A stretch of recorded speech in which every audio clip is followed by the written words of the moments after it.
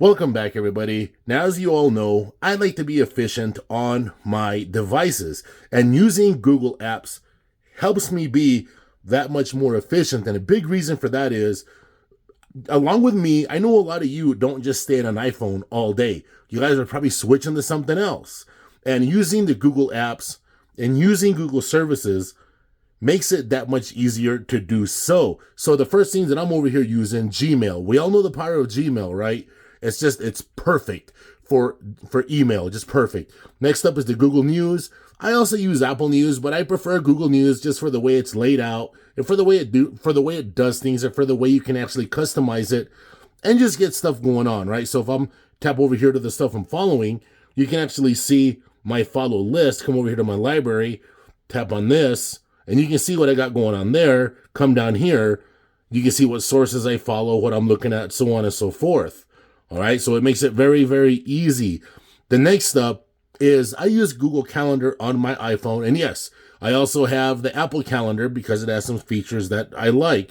But the Google Calendar is pretty amazing. I enjoy using it. I like all the different features. You can enable tasks. I also use like the Google Tasks app, and I'll get to that here in a minute. And we'll come over here since I am talking about that. I do use Google Tasks. I'll come over here to my Google folder.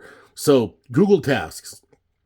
I should have just came to this folder in the first place, because this is where you can see all of the Google apps that I'm actually using on the iPhone. But Google Tasks, I don't want to tap on that because I got some personal stuff there.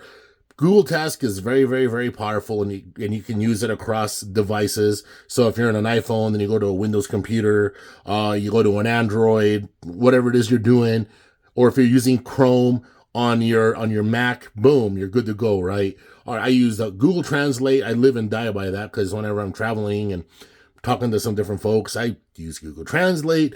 Google Assistant, I use Google Assistant on an iPhone. Now, I know with this upcoming iOS 18, Siri's supposed to be getting a lot better, so we'll actually see what happens there. All right. I also have the standard Google app. I mean, who doesn't use that? I'm on the Google One programs for additional storage. So there you go. I use YouTube Music as well. YouTube Music is awesome. But here's the deal. I also use Apple Music, and you can use Apple Music on an Android device as well. But, I use both music services because I'm a music aficionado. All right. Google Documents, I use that. If I have a customer that's doing something with Google Docs, then I use Google Docs. All right. And that's another thing too I should probably mention.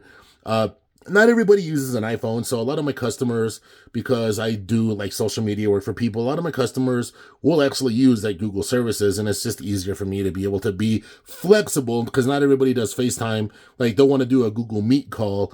Boom, I'm there. It's not a big deal. I use Google Photos to back up all of my stuff, Google Drive to save documents, so on and so forth. So there you go. I just wanted to showcase the Google apps that I use on my iPhone 15 Pro, and I'll be using these on my iPhone 17 Pro as well. I almost said, I'm sorry, my iPhone 16 Pro. I almost said on my, I was thinking about the iOS versions. I almost said on my iPhone 18. All right, everybody. Thank you for watching, and bye.